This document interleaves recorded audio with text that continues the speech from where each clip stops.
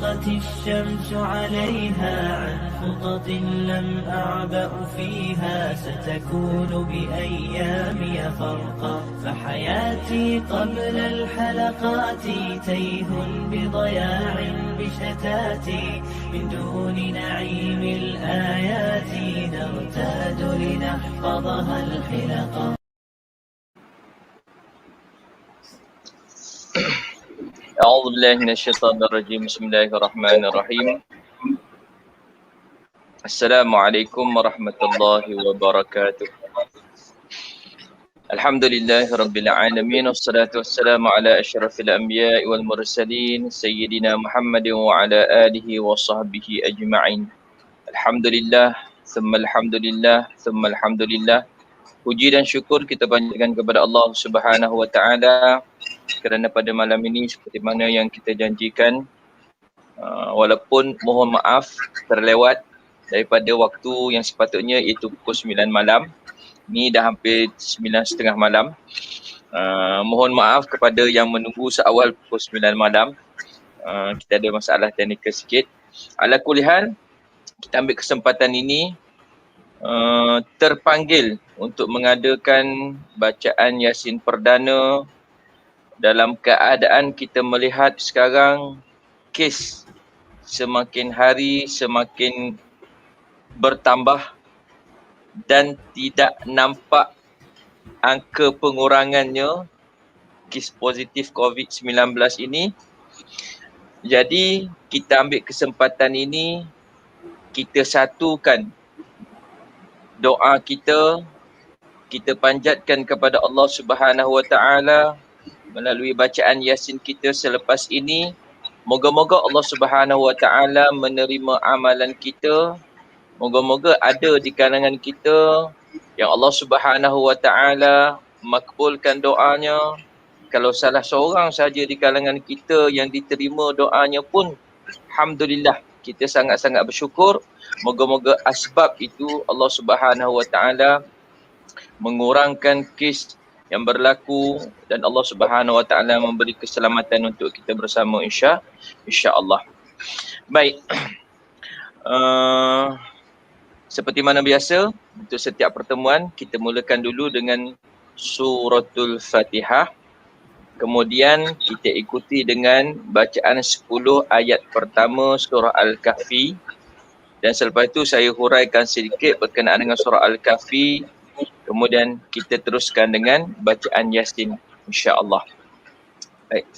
Linnabiyil karim wa alihi wa ashabihil kiramil Fatihah. A'udzu billahi minasy syaithanir rajim.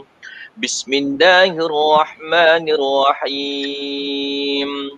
Alhamdulillahi rabbil alamin. Ar-Rahmanir Rahim. Maliki yaumiddin. Iyyaka na'budu wa iyyaka nasta'in. Ihdinas siratal mustaqim. Siratal ladzina an'amta 'alaihim ghairil maghdubi 'alaihim waladdallin.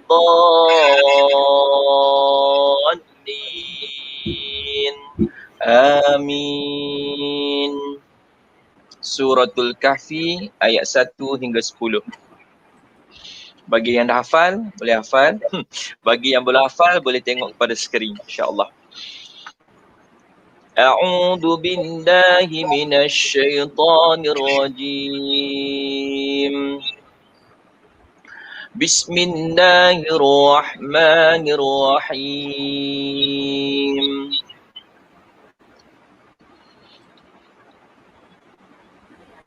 Alhamdulillahilladzi anzala ala 'abdihil kitaba wa lam yaj'al lahu 'iwaja.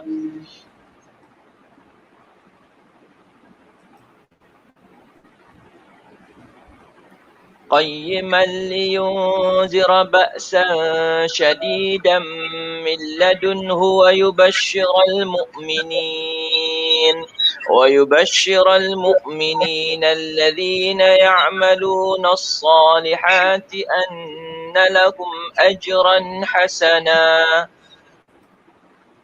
ماكثين فيه أبدا وينذر الذين قالوا اتخذ الله ولدا ما لهم به من علم ولا لآبائهم كبرت كلمة تخرج من أفواههم إن يقولون إلا كذبا فلعلك باخع نفسك على آثارهم إن لم يؤمنوا بهذا الحديث أسفا إنا جعلنا ما على الأرض زينة لها لنبلوهم أيهم أحسن عملا وإنا لجاعلون ما عليها صعيدا جرزا أم حسبت أن أصحاب الكهف والرقيم كانوا من آياتنا عجبا إذ أوى الفتية إلى الكهف فقالوا ربنا آتنا من لدنك رحمة وهيئ لنا من أمرنا رشدا صدق الله العظيم. Alhamdulillah. Terima kasih yang dah hafal. Tahniah yang dah hafal. Lebih-lebih lagi dalam keadaan suasana sekarang. Saya ingin pesan untuk diri saya dan juga yang mendengar, yang mengikuti secara langsung, terutama sahabat-sahabat daripada SK Batu 3 tu ramai tu. Puan Sakinah, Puan Sanisa, Puan Rabiatul, Puan Rabetah, juga Puan Hajah Haniza, Puan Hajah Noraini binti Ibrahim, kemudian ada Puan Normah binti Kamis, Musi PIBG yang dapat bersama pada malam ini. Saya pesan dan saya kira semua yang ada ni dah hafal 10 ayat pertama surah Al-Kahfi. Baik. Sekali lagi saya ingatkan, kita ambil masa sikit. 10 ayat pertama ini adalah daripada baginda Nabi SAW. Pesanan ini daripada Nabi. Saya ulang. Pesanan ini adalah daripada baginda Nabi SAW.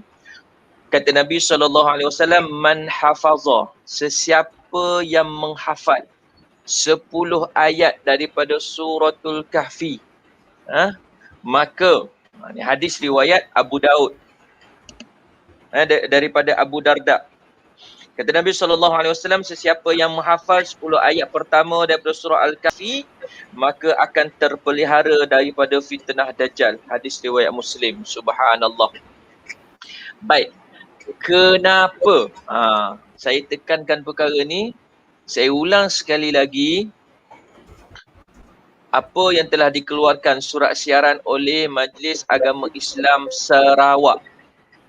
Supaya apa? Supaya setiap masjid di masjid dan surau di Sarawak mulakan program dengan 10 ayat pertama surah Al-Kahfi dalam kita menghadapi zaman penuh fitnah. Kita ni mukaddimah ni, bukan kuliah ni. Untuk kita masuk surah Yasin lepas ni. Sebab saya nak bagi penekanan untuk diri saya dan juga yang berada bersiaran langsung sekarang, untuk kita ambil peluang dalam PKP, PKPB, PKPD dan sebagainya. 10 ayat ni kenapa Ustaz Puan tak dengar apa-apa? Suara saya ni dengar tak ni? Boleh dengar? Okey Ustaz, ada masalah. Teruskan. Dalam tempoh ni kita cuba ambil yang ni. kita dah gunakan macam-macam saluran untuk kita turunkan kes, untuk kita kurangkan kes COVID ini.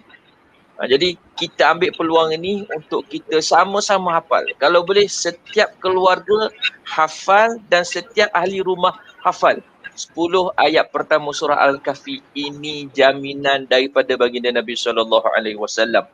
Boleh buat pertandingan kat rumah. Siapa dah hafal, kita bagi token ataupun kita bagi hadiah. Ya, supaya apa? Supaya kita dapat hafal. Dan bila dah hafal, tasmiklah. Tasmiklah dengan orang yang berwajib, ustaz, ustazah, imam dan sebagainya. Baik. Yang penting kita dapat hafal 10 ayat pertama surah Al-Kahfi. Baik. Yang keduanya, sebelum kita masuk kepada surah Yasin yang akan sama-sama kita baca selepas ini, kenapa kita terpanggil untuk mengadakan program ini? Antaranya, yang pertama, banyak ramai di kalangan asatizah kita, terutamanya di Keluang, termasuk yang ada dalam konti sekarang, Ustaz Nizwan. Ni salah seorang yang pernah positif. Nanti kita lepas ni kita akan bagi peluang untuk dia bagi cerita ataupun pengalaman. Dia pernah positif. Kemudian Alhamdulillah sembuh. Manakala Ustaz Anwar, Ustaz Ahmad Anwar hari ni potong gelang putih kali kedua. 2 kali kena kuarantin di rumah. Alhamdulillah dua-duanya negatif. Tak positif. Tapi ada pengalaman kuarantin. Dan ada lagi lah sahabat-sahabat kita, terutamanya Ustaz Akhir. Ustaz Akhir, keluarga dia, satu keluarga yang positif. Kemudian baru sehari 2 ayahanda kepada Ustazah Nadiah. Dan banyak kita kena dengar. Jadi kita rasa terpanggil untuk mengadakan bacaan Yasin perdana untuk sama-sama kita bermohon kepada Allah Subhanahu Wa Taala. Moga-moga Allah Subhanahu Wa Taala menerima doa-doa kita. Moga-moga Allah Subhanahu Wa Taala mengurangkan kes, sebab konteks sekarang ni makin ramai. Makin ramai yang bila kita tengok dalam senarai, terutamanya di Keluang lah, makin dekat dengan rumah kita, makin dekat dengan rumah kita. Puan Haji Habibie pun hari ni kawan dia seorang yang belajar bersama-sama meninggal dunia. Allahu Akbar. Jadi kita mohonkan dengan bacaan Yasin kita ini, moga-moga Allah Subhanahu Wa Taala melindungi kita, ahli keluarga kita, jiran tetangga kita, rakan-rakan sekolah kita daripada terkena wabak ini. Tak kena tak apa, dah kena Allahu Akbar. Kita mohon kepada Allah Subhanahu Wa Taala insya-Allah. Kita niatkan bacaan Yasin kita pada malam ini. Kita hadiahkan yang pertama kepada junjungan besar Nabi Muhammad sallallahu alaihi wasallam, ahli keluarga baginda, para sahabat baginda, kepada kedua ibu bapa kita, ahli keluarga kita, guru-guru kita, sahabat-sahabat kita, serta seluruh umat Islam di dunia ini, khususnya di Malaysia, khusus lagi di daerah Keluang ini. Moga-moga Allah Subhanahu Wa Taala pelihara kita. Moga-moga Yasin ini menjadi vaksin untuk kita mempertahankan diri kita daripada serangan COVID ini, insya-Allah. Syai'un lillahi lahumul Fatihah. A'udzu billahi minasy syaithanir rajim. Bismillahirrahmanirrahim. Alhamdulillahi rabbil alamin. Ar-Rahmanir Rahim. Maliki yaumiddin. Iyyaka na'budu wa iyyaka nasta'in. Ihdinas siratal mustaqim. Siratal ladzina an'amta 'alaihim ghairil maghdubi 'alaihim waladdallin.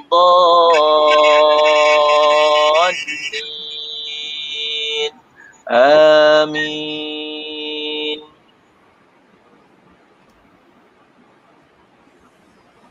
Allahumma salli ala Sayyidina Muhammad wa ala alihi wa sahbihi wa sallim. Allahumma salli ala Sayyidina Muhammad wa ala alihi wa sahbihi wa sallim. Allahumma salli ala Sayyidina Muhammad wa ala alihi wa sahbihi wa sallim. اللهم صل على سيدنا محمد وعلى آله وصحبه وسلم. اللهم صل على سيدنا محمد وعلى آله وصحبه وسلم. اللهم صل على سيدنا محمد وعلى آله وصحبه وسلم. اللهم صل على سيدنا محمد وعلى آله وصحبه وسلم. اللهم صل على سيدنا محمد وعلى آله وصحبه وسلم. اللهم صل على سيدنا محمد وعلى آله وصحبه وسلم. اللهم صل على سيدنا محمد وعلى آله وصحبه وسلم. اللهم صل على سيدنا محمد وعلى آله وصحبه وسلم. اللهم صل على سيدنا محمد وعلى آله وصحبه وسلم. أعوذ بالله من الشيطان الرجيم. بسم الله الرحمن الرحيم. ياسين والقرآن الحكيم إنك لمن المرسلين على صراط مستقيم تنزيل العزيز الرحيم لتنذر قوما ما أنذر آباؤهم فهم غافلون. لقد حق القول على أكثرهم فهم لا يؤمنون. إنا جعلنا في أعناقهم أغلالا فهي إلى الأذقان فهم مقمحون. وجعلنا من بين أيديهم سدا ومن خلفهم سدا فأغشيناهم فهم لا يبصرون. وسواء عليهم أأنذرتهم أم لم تنذرهم لا يؤمنون. إنما تنذر من اتبع الذكر وخشي الرحمن بالغيب فبشره بمغفرة وأجر كريم. إنا نحن نحيي الموتى ونكتب ما قدموا وآثارهم وكل شيء أحصيناه في إمام مبين. واضرب لهم مثلا أصحاب القرية إذ جاءها المرسلون إذ أرسلنا إليهم اثنين فكذبوهما فعززنا بثالث فقالوا إنا إليكم مرسلون. قالوا ما أنتم إلا بشر مثلنا وما أنزل الرحمن من شيء إن أنتم إلا تكذبون. قالوا ربنا يعلم إنا إليكم لمرسلون وما علينا إلا البلاغ المبين. قالوا إنا تطيرنا بكم لئن لم تنتهوا لنرجمنكم وليمسنكم منا عذاب أليم. قالوا طائركم معكم أئن ذكرتم بل أنتم قوم مسرفون. وجاء من أقصى المدينة رجل يسعى قال يا قوم اتبعوا المرسلين اتبعوا من لا يسألكم أجرا وهم مهتدون. وما لي لا أعبد الذي فطرني وإليه ترجعون. أأتخذ من دونه آلهة إن يردني الرحمن بضر لا تغن عني شفاعتهم شيئا ولا ينقذون إني إذا لفي ضلال مبين إني آمنت بربكم فاسمعون قيل ادخل الجنة قال يا ليت قومي يعلمون بما غفر لي ربي وجعلني من المكرمين وما أنزلنا على قومه من بعده من جند من السماء وما كنا منزلين إن كانت إلا صيحة واحدة فإذا هم خامدون يا حسرة على العباد ما يأتيهم من رسول إلا كانوا به يستهزئون ألم يروا كم أهلكنا قبلهم من القرون أنهم إليهم لا يرجعون وإن كل لما جميع لدينا محضرون وآية لهم الأرض الميتة أحييناها وأخرجنا منها حبا فمنه يأكلون وجعلنا فيها جنات من نخيل وأعناب وفجرنا فيها من العيون ليأكلوا من ثمره وما عملته أيديهم أفلا يشكرون سبحان الذي خلق الأزواج كلها مما تنبت الأرض ومن أنفسهم ومما لا يعلمون وآية لهم الليل نسلخ منه النهار فإذا هم مظلمون والشمس تجري لمستقر لها ذلك تقدير العزيز العليم والقمر قدرناه منازل حتى عاد كالعرجون القديم لا الشمس ينبغي لها أن تدرك القمر ولا الليل سابق النهار وكل في فلك يسبحون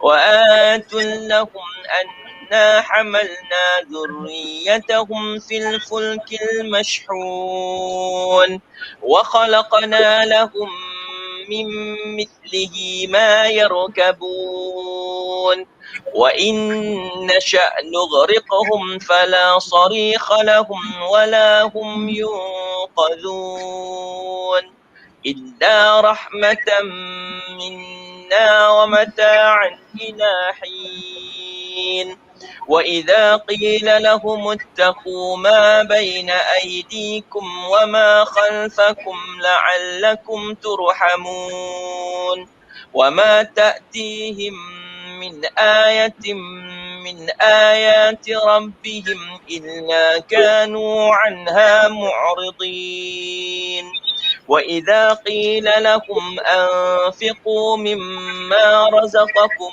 الله قال الذين كفروا للذين آمنوا أنطعم من لو يشاء الله أطعمه إن أنتم إلا في ضلال مبين ويقولون متى هذا الوعد إن كنتم صادقين ما ينظرون إلا صيحة واحدة تأخذهم وهم يخصمون فلا يستطيعون توصية ولا إلى أهلهم يرجعون ونفخ في الصور فإذا هم من الأجداث إلى ربهم ينسلون قالوا يا ويلنا من بعثنا من مرقدنا هذا ما وعد الرحمن وصدق المرسلون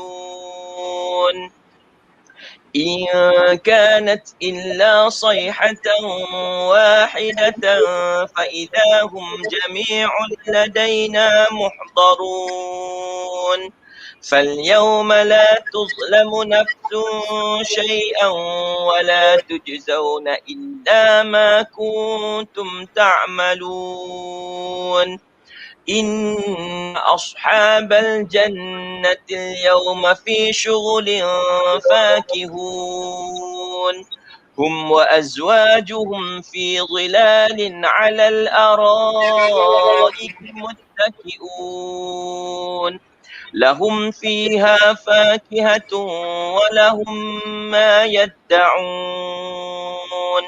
سلام قولا من رب رحيم وامتازوا اليوم أيها المجرمون ألم أعهد إليكم يا بني آدم ألا تعبدوا الشيطان إنه لكم عدو مبين وأن اعبدوني هذا صراط مستقيم ولقد أضل منكم جبلا كثيرا أفلم تكونوا تعقلون هذه جهنم التي كنتم توعدون اصلوها اليوم بما كنتم تكفرون اليوم نختم على أفواههم وتكلمنا أيديهم وتشهد أرجلهم بما كانوا يكسبون ولو نشاء لطمسنا على أعينهم فاستبقوا الصراط فأنى يبصرون ولو نشاء لمسخناهم على مكانتهم فما استطاعوا مضيا ولا يرجعون ومن نعمره ننكسه في الخلق أفلا يعقلون وما علمناه الشعر وما ينبغي له إن هو إلا ذكر وقرآن مبين لينذر من كان حيا ويحق القول على الكافرين أولم يروا أنا خلقنا لهم مما عملت أيدينا أنعاما فهم لها مالكون وذللناها لهم فمنها ركوبهم ومنها يأكلون ولهم فيها منافع ومشارب أفلا يشكرون واتخذوا من دون الله آلهة لعلهم ينصرون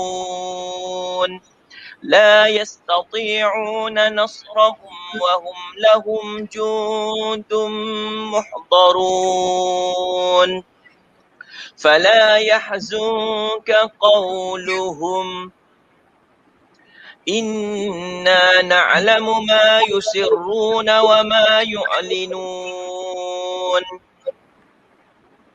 أولم ير الإنسان أنا خلقناه من نطفة فإذا هو خصيم مبين وضرب لنا مثلا ونسي خلقه قال من يحيي العظام وهي رميم قل يحييها الذي أنشأها أول مرة وهو بكل خلق عليم الذي جعل لكم من الشجر الأخضر نارا فإذا أنتم منه توقدون أوليس الذي خلق السماوات والأرض بقادر على أن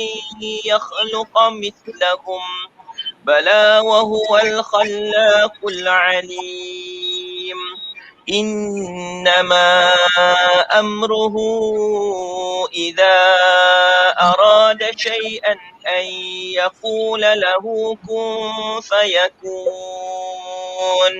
فسبحان الذي بيده ملكوت كل شيء وإليه ترجعون صدق الله العظيم. الفاتحة. أعوذ بالله من الشيطان الرجيم.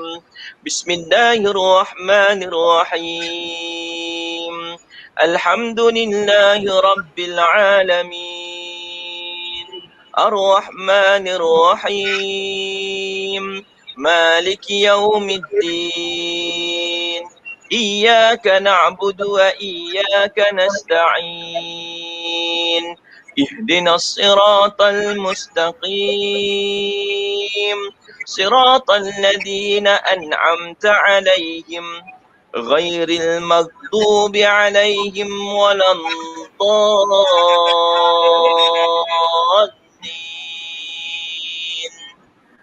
آمين.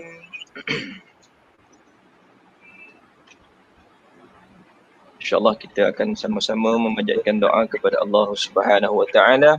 Moga-moga Allah Subhanahu Wa Taala menerima apa yang kita lakukan pada malam ini insya-Allah. A'udzu billahi minasyaitonir rajim. Bismillahirrahmanirrahim. Alhamdulillahi rabbil alamin. Wassalatu wassalamu ala asyrafil anbiya'i wal mursalin. Sayyidina Muhammad wa ala alihi wa sahbihi ajma'in. اللهم إنا نسألك رضاك والجنة ونعوذ بك من النار اللهم إنا نعوذ بك من البرص والجنون والجزام ومن سيء الأسقام بسم الله الذي لا يضر مع اسمه شيء في الأرض ولا في السماء وهو السميع العليم اللهم يا دافع البلاء يا الله يا دافع البلاء يا رحمن يا دافع البلاء يا رحيم ادفع عنا كل بلاء الدنيا وبلاء الآخرة وشر الدنيا وشر الآخرة اللهم يا الله يا رحمن يا رحيم. Dengan keberkatan surah Yasin dan kitab Al-Quran yang penuh dengan hikmah dan sesiapa yang engkau pilih untuk membawa risalah kenabian, penolong dan petunjuk hingga siratal mustaqimu ya Allah. Dengan kitab Al-Quran yang dibawa oleh malaikat Jibril dan dengan kekuatan huruf-huruf dan nama-nama yang sempurna yang engkau miliki dan dengan apa yang engkau perjelaskan dalam Al-Quran tentang kewujudan setiap tanda-tanda yang menunjukkan kewujudanmu dan dengan limpah kurniaanmu dapat menghilangkan keluh kesah dan dapat menyelesaikan beban hutang. Wahai Tuhan yang mengendalikan pergerakan laut dan matahari. Wahai Tuhan yang menjadikan khazanahnya di antara huruf kaf dan nun. Tuhan yang maha mengetahui sebelum dan selepas sesuatu keadaan. Kami memohon kepadamu ya Allah agar membuka ruang keredaanmu ya Allah.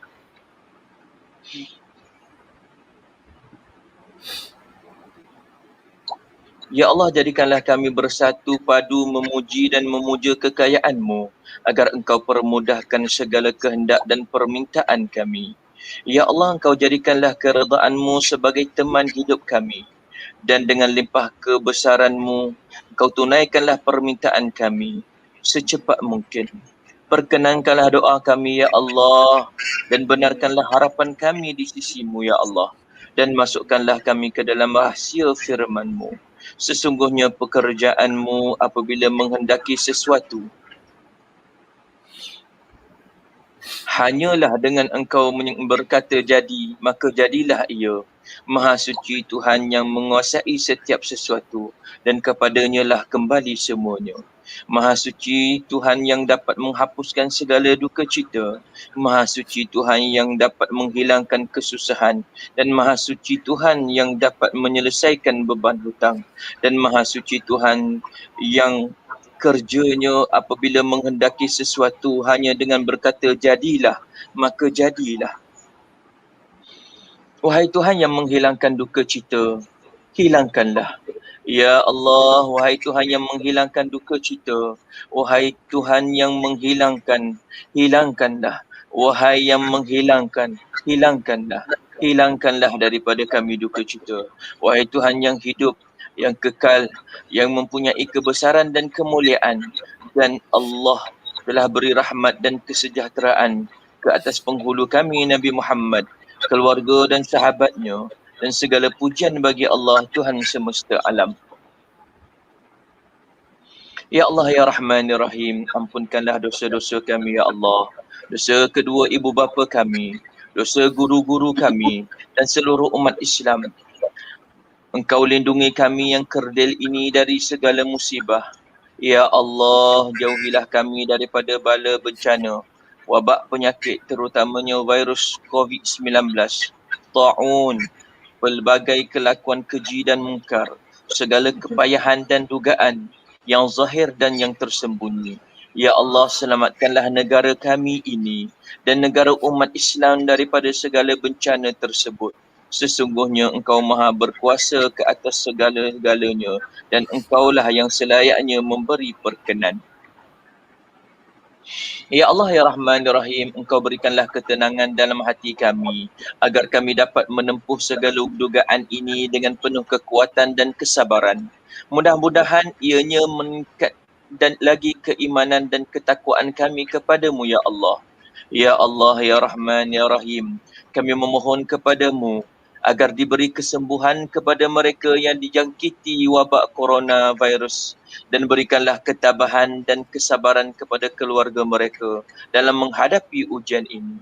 Ya Allah ya Rahman ya Rahim, kami bermohon kepadamu ya Allah, lindungilah kami, selamatkanlah kami, selamatkanlah negara kami Malaysia.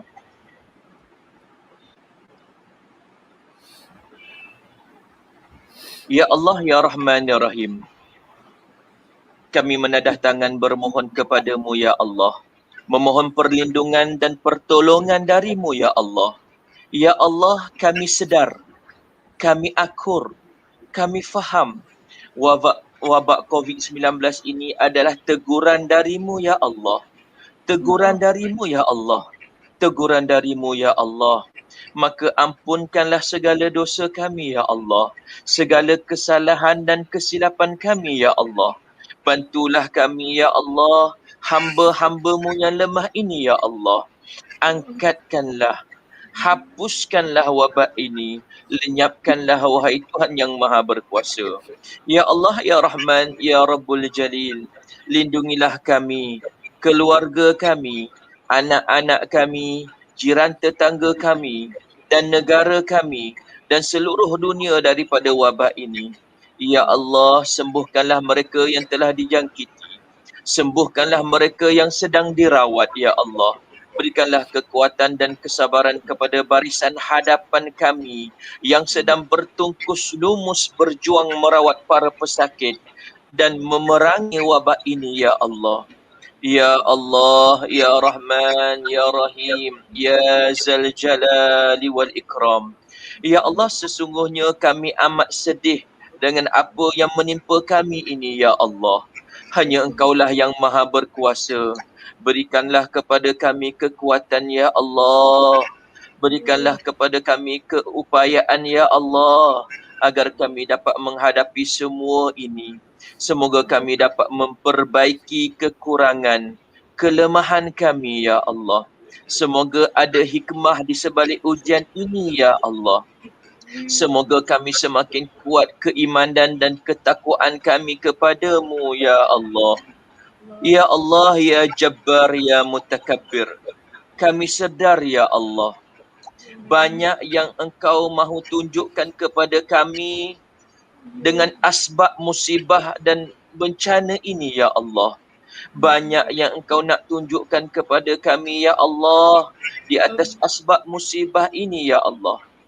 Ampunkanlah kami ya Allah. Ampunkanlah kami ya Allah jika ini adalah kemurkaan-Mu kepada kami ya Allah. Ya Allah, ya Rahman, ya Rahim. Jika disebabkan dosa-dosa kami ya Allah. Jika disebabkan dosa-dosa kami ya Allah. Jika disebabkan dosa-dosa kami ya Allah. Engkau tegur dengan musibah ini ya Allah. Ya Allah, jentiklah hati kami ya Allah, agar kami sedar akan kesilapan yang telah kami lakukan ya Allah. Jentiklah hati-hati kami ya Allah, agar kami sedar akan kesilapan yang telah kami lakukan ya Allah. Semoga kami sentiasa bermuhasabah diri. Semoga dapat diperbetulkan kehidupan kami ya Allah. Ya Allah, Ya Rahman, Ya Rahim, Ya Zal Jalali wal Ikram. Ya Allah, jauhkanlah kami daripada perasaan hasad, dengki, dendam dan buruk sangka sesama kami. Berikanlah kami di sebalik semua musibah ini ya Allah, agar umat Islam semakin kuat dan hidup aman damai. Terangilah hidup kami dengan cahaya petunjuk-Mu ya Allah. Limpahilah kami dengan rahmat kasih sayang-Mu ya Allah. Sejahterakanlah kami di dunia dan juga di hari akhirat ya Allah. Ya Allah, ya Rahman, ya Rahim. Kurniakanlah kekuatan kepada kami dengan sebab pembacaan Al-Quran. Kurniakanlah kekuatan dan kesihatan kepada kami dengan kemuliaan dan ketinggian Al-Quran. Ampunilah kami dan perkenankanlah doa kami dengan kemuliaan mukjizat Al-Quran. Ya Allah, ya Rahman, ya Rahim. Kami mohon kepadamu ya Allah, seperti mana yang telah Engkau janjikan dalam Al-Quran ya Allah. Barang sesiapa yang diuji oleh-Mu ya Allah, Engkau akan memimpin hati-hati mereka ya Allah, semakin dekat kepadamu ya Allah, semakin melihat kebesaran dan kekuatan-Mu ya Allah. Ya Allah, ya Rahman, ya Rahim.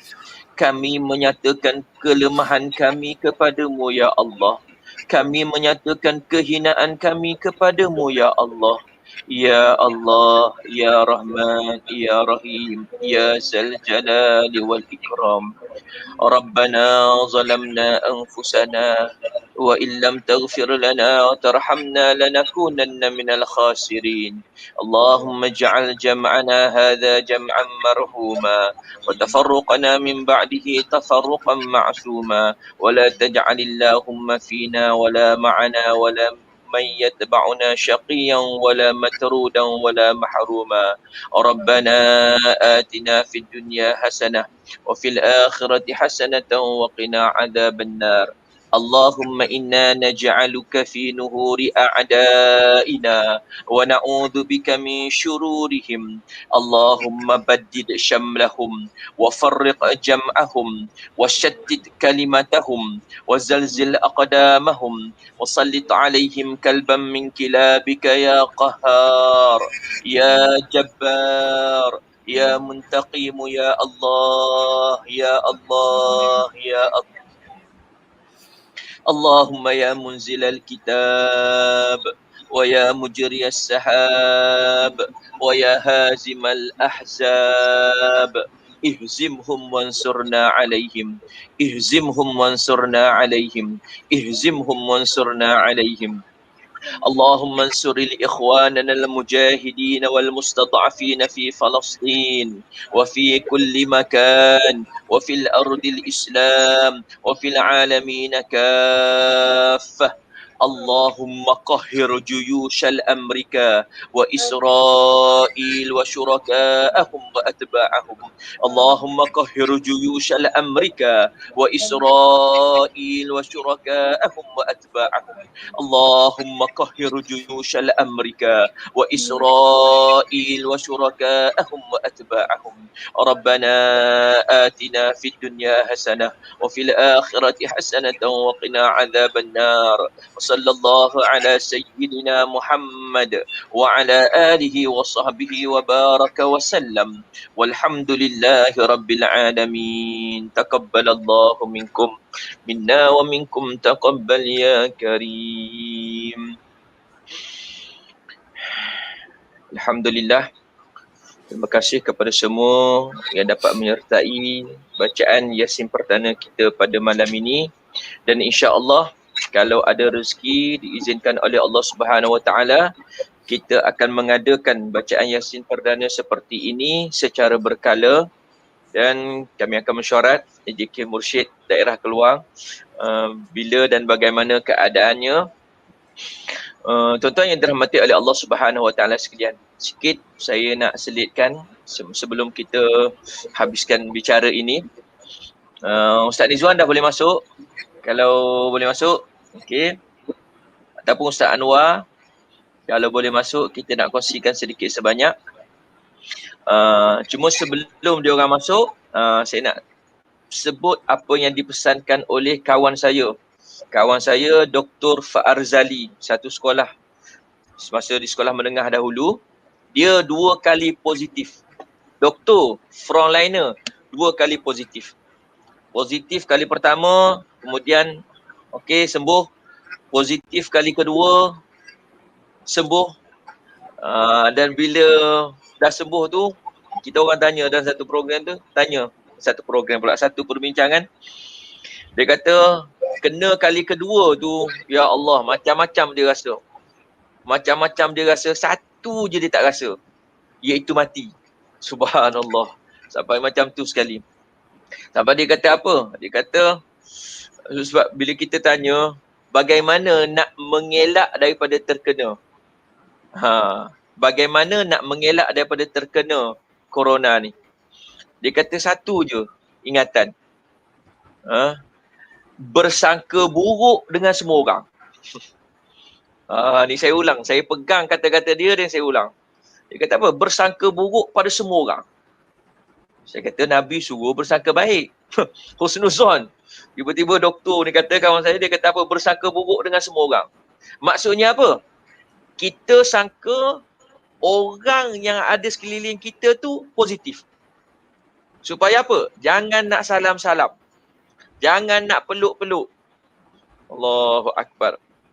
Ketepikan yang orang kata buat macam ni, ikut Yahudi, yang orang kata buat gitu, buat gini, ketepikan untuk masa sekarang. Sebab kita berada dalam keadaan istilahnya darurat. Istilahnya darurat. Saya ingat pesan Ustaz Hanafiah ketika dia datang ke Keluang hari tu. Dia kata apa? Dia tak pergi ke surau, tak pergi ke masjid. Dia sembahyang kat rumah aja. Sebab apa? Sebab dia bagi tahu kepada AJK ataupun orang-orang yang pergi ke masjid, dia kata apa? Dia kata, korang ni masa sembahyang je jarak-jarak. Betul lah, sembahyang tu jarak-jarak. 1 meter, 1 meter, 1 meter. Tapi lepas sembahyang, dengan salamnya, nak keluar tu, salam lagi. Kat luar daripada masjid tu, kat luar daripada surau, salam lah, sentuh itu ni. Tak jaga, kat situ tak jaga. Jadi dia kata, dia sembahyang kat rumah. Sebab tu, kawan saya tadi dia kata apa? Bersangka buruk dengan semua orang. Anggaplah mereka positif. Jadi kita, kalau kita anggap dia tu positif, kita tak nak salam, kita tak nak pegang dan sebagainya. Satu video yang dikongsikan oleh kawan saya, Cikgu Rahmatun Nisa, yang sekarang berada di Johor Bahru. Dia kongsikan bagaimana pengalaman orang yang mak dia meninggal dunia asbab COVID. Meninggal dunia sebab COVID. Datangnya puncanya daripada mana? Daripada menantu. Menantu tu ambil kat mana? Ambil dekat tempat kerja. Balik ke rumah mak mentua, ialah menantu mak mertua, salam, peluk, cium dan sebagainya. Kemudian dia test positif. Allah, bila test positif, yang menantu ni positif. Cek pula mak mertua positif. Bermula dia positif tu 3 minggu. Allahu Akbar. Sebab itulah kita berwaspada, beringat-ingat dalam masa yang sama, jangan putus doa kepada Allah Subhanahu Wa Taala. Saya nak sambung lepas ni, kita bagi peluang Ustaz Nizwan untuk cerita pengalaman dia positif COVID-19. Silakan Ustaz Nizwan. Saya minum dulu. Oh, dah boleh. Dengar tak? Dengar. Clear. Okay. Bismillahirrahmanirrahim. Alhamdulillahirabbil alamin wassalatu wassalamu ala Rasulillah wa ala alihi washabbihi ajmain. Amma ba'd. Yang dihormati siapa? Ustaz Fadil. Ustaz siapa lagi yang ada ni tak tahu. Para hadirin yang dirahmati Allah sekalian. Alhamdulillah dapat kita sama-sama dalam majlis yang baik malam ni, mudah-mudahan dapat ambil keberkatan lah, dapat Allah akan makbulkan permintaan dan doa kita mudah-mudahan. Amin. InsyaAllah. Saya pun tak ada apa nak kongsi sebenarnya. Sekadar berkongsi sikit-sikit lah cerita berkenaan tentang pengalaman positif COVID ni. Jadi bermulanya tu daripada rakan sekerja kat sekolah. Dia guru pendidikan khas yang dapat daripada adik dia lah katanya adiknya seorang nurse. Adiknya nurse.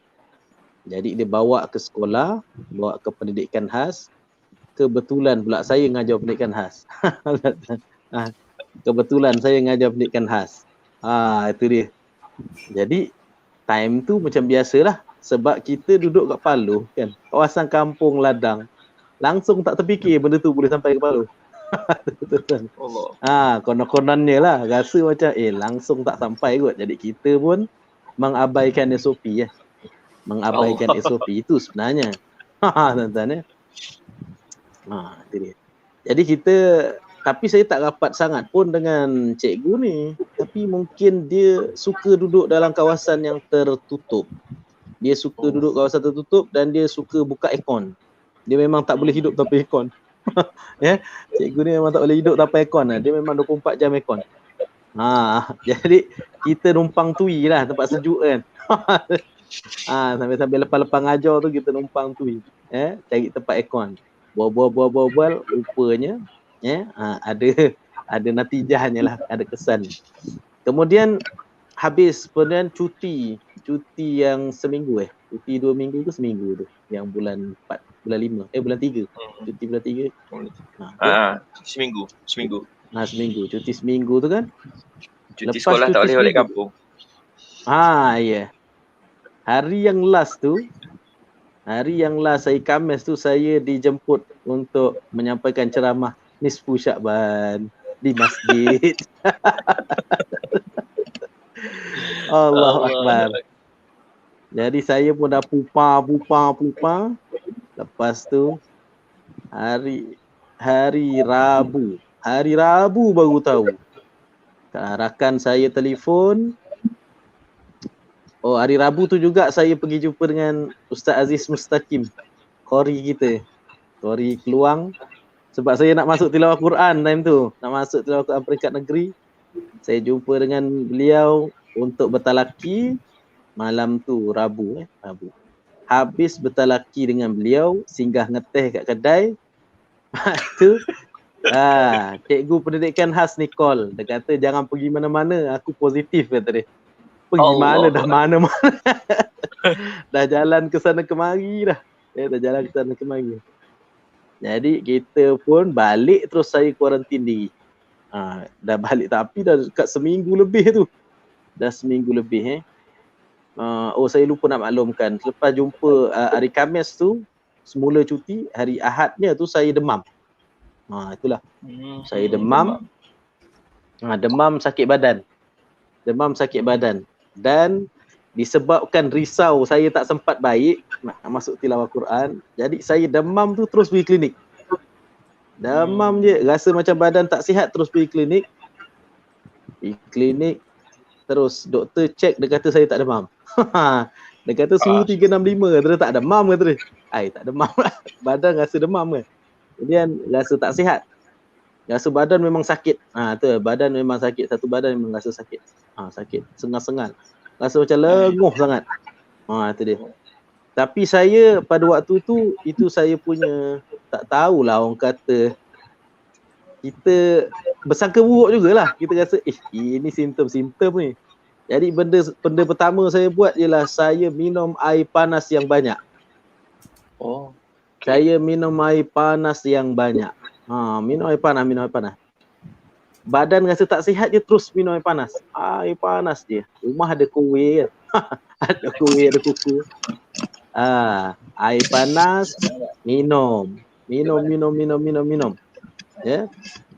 Kemudian tak ada letak kopi. Air panas kosong. Air panas kosong, suam-suam lah, jangan panas, gelegak habis dia. Panas suam-suam tu. Minum, itu je airnya. Minum. Satu hari, lepas tu dah pergi klinik semua. Satu hari demam, baik dah. Dah baik demam. Kenapa? Laju sikit. Baik demam Kemudian dah baik demam. Satu hari je demam. Lepas tu, jadi kita tak sangka lah kita positif sebab dah baik demam. Demam sekejap je. Kali hari Khamis, lepas dia bagi tahu hari Rabu, hari Khamis tu saya pergi sendiri walk in pergi tempat pusat swab. Dia kata kontak dengan siapa? Kontak dengan rakan saya positif. Dia kata namanya tak ada. Sebab rakan saya tu dia swab dekat swasta. Dia tak swab dekat dekat mana? Dia tak swab dekat kerajaan. Jadi nama tak ada. Jadi saya pergi bagi tahu swab dekat belakang bomba tu. Apa nama tu? Klinik kesihatan bandar. Klinik kesihatan bandar tu. Pusat swab dia tu lah. Lepas tu saya sebut nama seorang lagi cikgu. Ada seorang lagi cikgu yang positif ambil dapat daripada cikgu yang tadi lah. Cikgu apa nama? Cikgu tu dia mengandung, dah masuk hospital keluar dah. Dia positif juga. Jadi pun saya sebut nama tu, dia kata okey, boleh. So, dia kalau tak ada siapa kontak, tak ada kontak dengan siapa, dia tak bagi swab. Sebab dia ramai sangat kan. Dia mesti kena sebut kontak dengan siapa yang positif. Swab, balik terus kuarantin, tunggu. Lepas tu besoknya hari Khamis, Jumaat. Hari Jumaat, dia maklumkan positif.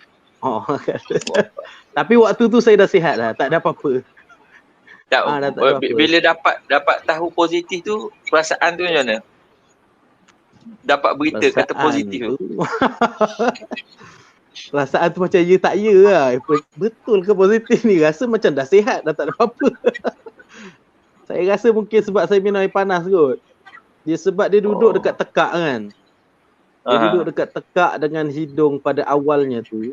Jadi bila saya demam tu suruh minum air panas je. Minum air panas. Lepas tu saya dah sihat. Kemudian bila tahu positif tu, saya tinggal ada batuk sikit-sikit je. Jadi pihak hospital suruh saya kuarantin kat rumah. Kuarantin kat rumah dulu 2-3 hari. Kena tunggu keputusan orang rumah. Orang rumah swab pula. Orang rumah swab dia negatif. Bila dia negatif, maka saya kena keluar daripada rumah. Saya tak boleh. Kalau dia positif, saya boleh kuarantin kat rumah dua-dua. Dua-dua sekali. Tapi disebabkan dia negatif, saya kena keluar. Jadi dihantarlah saya ke hospital Permai. Hospital Wat Orang Gila. Hospital Permai kat mana? Tampoi. Johor JB. Hospital gila tu Tampoi tu. Jadi hospital Wat tu pun memang Wat gila dulu. Orang-orang gilanya dah dipindahkan ke bangunan baru, jadi yang kosong tu dipinjamkan untuk kuarantin. Jadi memang ada pagar-pagar gitu kan, dah terasa dah macam gila. Jadi waktu di kuarantin dekat sana, saya tak ada sakit apa-apa. Alhamdulillah. Sihat dah walafiat. Tak ada apa-apa. Jadi maksudnya saya kat sana macam bercuti. Semua positif lah. Kat situ semua positif. Semua positif. Dan ada seorang bukan pak cik lah, abang lah, umur dalam 50, dia driver ambulans dan dia dah ambil 2 suntikan vaksin. Dia dah ambil dua-dua suntikan vaksin dan dia positif juga. Tapi saya ada baca tu, dia kata sebenarnya suntikan vaksin ni untuk mengelakkan daripada orang terkena COVID-19 ni kritikal lah. Dia hanya mengelakkan daripada kritikal saja. Kena juga, tapi orangnya sihat lah, tapi tak teruk sangat. Macam abangnya tu pun dia tak teruk. Dia relax je. Dia cuma tak dapat isap ukuk je, dia kata. Itu je. Jadi alhamdulillah lah, tempat saya tu dekat Hospital Permai tu adalah untuk orang yang berisiko. Stage tengah-tengah lah.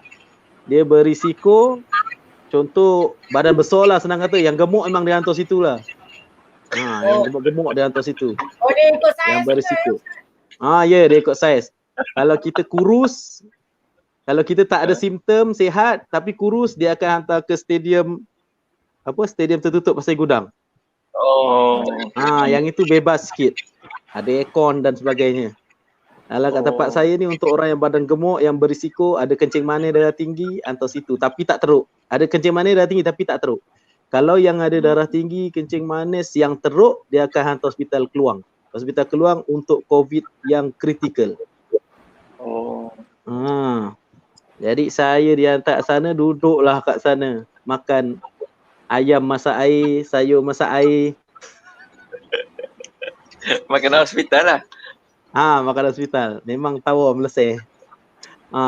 Selama berapa hari 11 hari 11 hari. Oi, lama juga. Ya, dia 10 hari kan, kuarantin 10 hari. Hari yang ke-11 baru bagi balik. Hari ke-11 baru bagi balik. Mana kat sana swab lagi lah? Tak ada.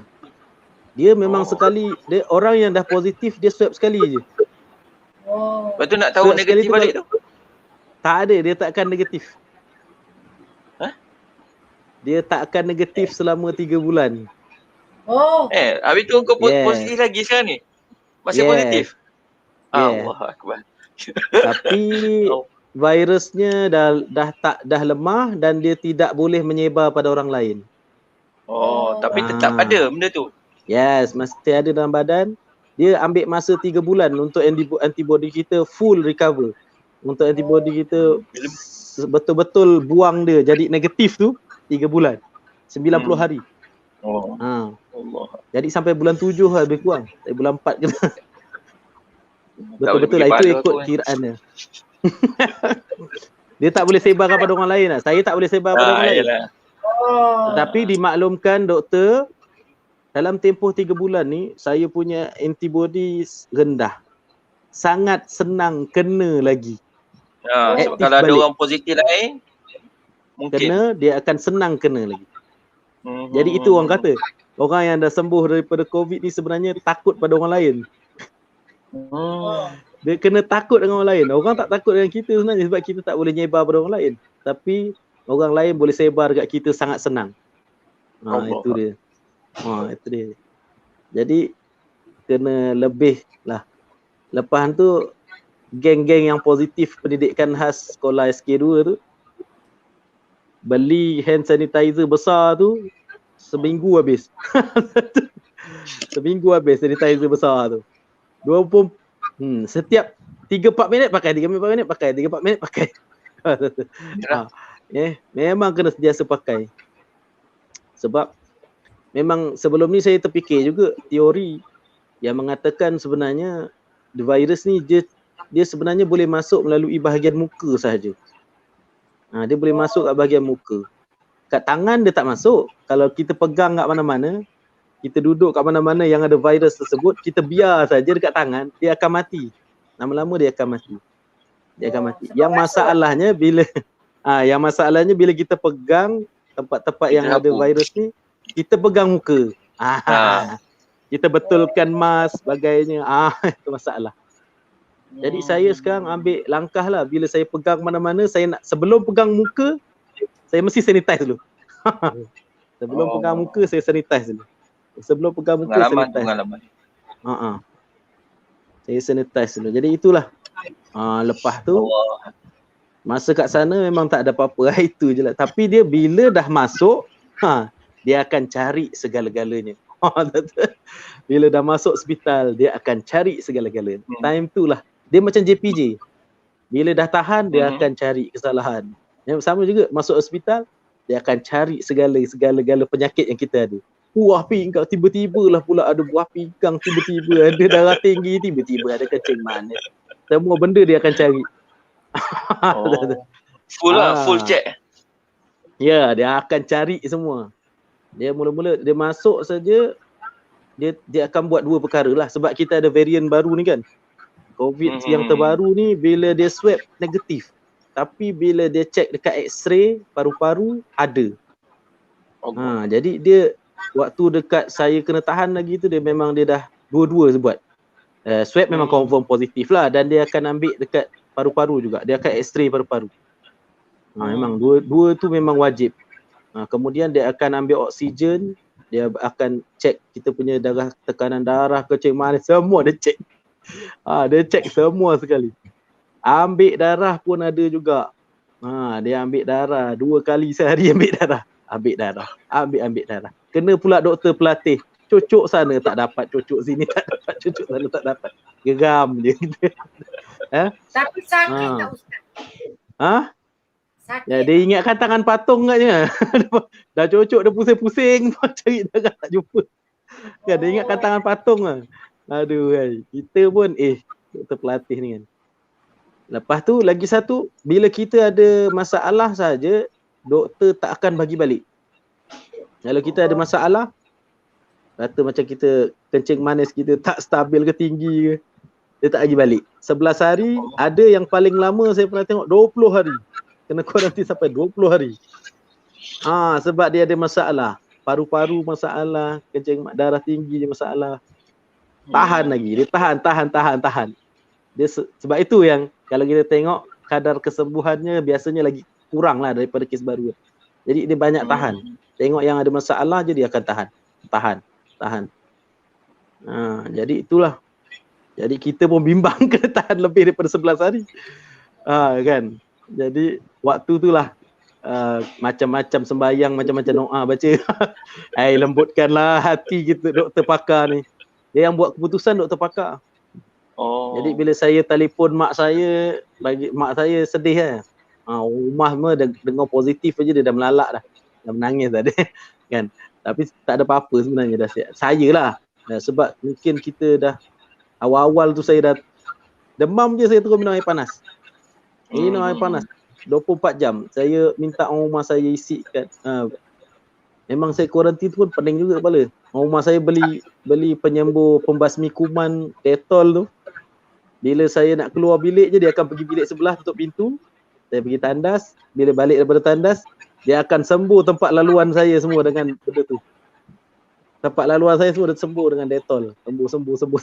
Ada sanitize tempat-tempat yang saya dah lalu tu. Jadi rasa macam tu lah. Rasa macam ya Allah, hinanya aku.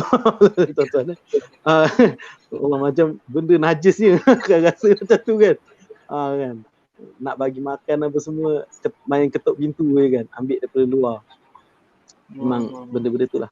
Ada bekal-bekal makanan saya semua saya suruh buang. Pinggan-pinggan tu buang lah saya dekat. Bekal-bekal saya positif tu lah. Jadi itulah dia antara pengalaman-pengalamannya tu. Jadi bila kat sana, bila dah nak balik tu, saya telefon mak saya, cakap minta doakan jangan lama. Jangan lama sangat sebab tension.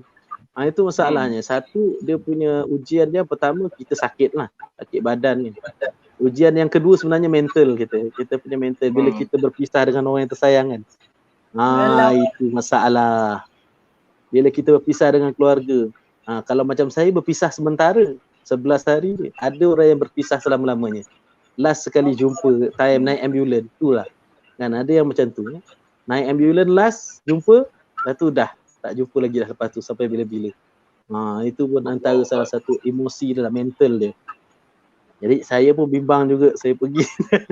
Tapi alhamdulillah rasa dah tak ada apa-apa. Lepas tu bila hari terakhir tu, sebelum tanya dengan doktor pakar, Saya telefon mak saya kata apa? Dia cakap kau bacalah doa lembut hati, kata dia. Doa lembut hati kau yang ajar mak kata dia. Juga saya teriak. Lepas tu setiap kali lalu dekat depan doktor tu baca tiup. Doa lembut hati. Ya. Lepas tu alhamdulillah. Tiba-tiba doktor time tu baik hati betul. Dia bagi lepaskan ramai. Dia lepaskan ramai orang hari tu. Sampai 3-4 orang. Sebelum ni biasa dia lepaskan 2 orang seorang. Tiba-tiba hari tu lepaskan 4 orang. Terkejut orang. Berkesan betul lah doa kata. Itulah dia. Dia kata dia akan tengok kita punya darah sama ada jangkitan kuman ke tak. Kemudian dia akan lihat kita punya X-ray. X-ray paru-paru, dia tengok kat paru-paru kita tu ada bintik-bintik yang tak tahulah doktor pakar macam mana tak ada tengok. Kalau dia kata okey, dia kata awak tak ada masalah, boleh balik. Alhamdulillah, lega kata. Tapi dia ada kesan, bila kita dah balik tu, kita rasa badan kita tak sama seperti sebelumnya. Macam tu lah. Badan kita tak akan sama. Tak sama yang macam mana tu? Dia macam tak selesa lah. Rasa kita tak selesa, badan rasa macam tak sedap. Dia tak sama. Sebab saya ada jumpa dengan seorang yang kena kuarantin juga. Dia dah kena kuarantin kali kedua. Tapi kuarantin kali kedua bukannya kuarantin dia negatif, dia positif kali kedua. Dia bukan positif kali kedua. Macam mana dia positif kali pertama kena, kemudian dalam tempoh 90 hari tu dia kena lagi. Maksudnya dia ada jumpa dengan orang positif dan dia kena lagi. Dia bagi tahu, dia sendiri cakap, dia kata lepas dah baik ni keluar mesti badan rasa tak sama kata dia. Rupanya saya dah mengalami memang badan rasa tak sama macam dulu lah. Dan saya rasalah dia ambil masa dalam 3 minggu baru badan rasa okey sikit macam sekarang ni. Dah boleh kembali macam dulu rasanya badan ni. 3 minggu jugalah. Okay, sekarang lama juga. Saya dah 2 bulan dah. Tinggal sebulan je lagi. Alhamdulillah. Sebulan hampir 2 bulan lah, hampir 2 bulan. Jadi dah alhamdulillah sekarang. Tapi masa mula-mula tu rasa memang badan rasa macam tak sedap lah. Badan rasa macam baring, tak selesa pun tak selesa macam tak sedap. Lagi sedap duduk hospital. Masa kat hospital tu kita rasa badan sihat tau. Sihat je. Tak tahu, tiba keluar je rasa macam rasa macam tak kena. Ada macam benda tak kena. Tapi lepas keluar tu lebih berhati-hatilah maknanya. Tapi bila kita ada simptom kan, kita batuk ke apa, minumlah air panas banyak. Sebab benda tu memang kalah dengan air panas. Saya memang suuzon lah time tu. Saya demam, saya dah suuzon lah. Ini simptom ni, saya minum air panas je lah. Minum. Rupanya lah betul. Tapi dia mengurangkan lah mungkin kesan. Dia duduk dekat tekak tu, saya minum air panas. Air panas, hangat-hangat. Air kowe tu ambil air panas, saya campur air sejuk sikit. Biar ada suam-suam. Kalau air panas tu minum, lega. Isi 1 botol. Saya isi 1 botol air panas, saya minum. Bila dah sejuk sikit je, saya keluar. Saya cakap bagi saya nak keluar, dengan rumah nak keluar. Saya isi air panas balik semula. Sebab dia dah sejuk kan. Isi panaskan balik. Panas. Dekat hospital dah tak ada dah air panas. Hospital air mineral pun susah jumpa. Ada sikit. Tak banyak lah. Tapi dia kalau kat hospital lain pula. Dia hospital sebab dia punya suasana panas. Kipas slow. Panas. Dia panas kat situ. Tak buka kipas besar lah Ustaz dia ada kipas tapi tak kuat kipas ni. Dia memang buka slow. Dia tak nak terbangkan virus ke apa. Kami pun dah bincang juga antara yang positif tu. Agak-agak doktor tak bagi keluar je, kita serbu masuk dalam tu. Sebab dia orang takut dengan kita. Dia orang kat dalam tu takut dengan kita. Dia orang kalau nak keluar pakai PPE. Pakai ikat apa semua kan. Segala macam lah, tutup sana atas, tutup sini. Dia kata, ini kalau sampai 15 hari, 16 hari tak bagi keluar, kita serbu masuk tengok macam mana dia kata. Lintang pukang lagi. Sajalah tu. Tapi sebab saya kat sana dalam keadaan sihat, jadi kita alhamdulillah lah maknanya. Jadi langkah penjagaan saya tu, saya rasa mungkin ada kena-mengena lah. Bila ada simptom terus minum air panas. Banyak minum air panas. Langsung tak minum air sejuk. Saya minum air panas je. Air panas. Itulah. Sedikit perkongsian. Lama juga. Tak maaf tuan-tuan. Apa ni, masa berada dekat pusat kuarantin tu, antara pengisian yang ada kat sana macam mana? Pengisian rohani. Kalau yelah mungkin dari segi ada sembahyang berjemaah ke macam mana, ada tazkirah ke. Dia ada tempat yang ada. Kalau contoh macam Pasir Gudang tu, saya tanya kawan saya yang cikgu pendidikan khas yang badan kurus, yang badan macam cergas sikit, dia dapat pergi sana lah. Dia kata kat sana ada surau. Dia sediakan surau dan mereka sembahyang berjemaah dan mereka bersalam-salaman. Sebab sama-sama positif sembahyang rapat pun tak apa. Sebab sama-sama positif. Kat sana semua sama-sama positif. Jadi dia tak kisah. Jadi salam pun tak apa. Dia nak peluk ke, dia nak sembahyang rapat ke, lantak lah. Tak ada siapa nak marah. Kemudian kat sana disediakan tempat rekreasi. Ada pingpong lah, ada gym lah sebagainya. Sebab kat situ untuk orang yang orang kurus kan. Orang kurus. Itu stadium. Kalau kat tempat saya ni dia tak ada. Tak ada sedia surau, tak ada sedia apa. Saya sembahyang tepi katil. Saya beruntung sebab saya dapat katil ujung. Sebab katil ujung tu kurang lah orang pijak kan. Jadi saya ambil kursi, letak kat tengah-tengah tu, jangan bagi orang lalu. Jadi saya sembahyang kat situ lah. Jadi sembahyang tak ada sedia bilik. Mungkin dah dah full sangat. Jadi tak ada sedia bilik. Jadi kat situ kita campur-campur. Ada orang Cina, ada orang India. Dia orang pergi ke tandas pakai selipar apa semua, lepas tu lalu kat lantai tu. Lepas tu kita nak solat kan. Jadi saya ambil kursi satu, hadang sikit kawasan yang selalu tempat saya solat tu. Saya solat kat kaki inilah, kaki katil je bawah tu. Gitu. Dia ada tempat yang ada. Ada tempat yang ada sediakan. Tapi kalau tempat saya tak ada, tak sediakan. Jadi kena sendiri. Pengisian yang lain tak ada. Kalau sakit pun tak ada ubat.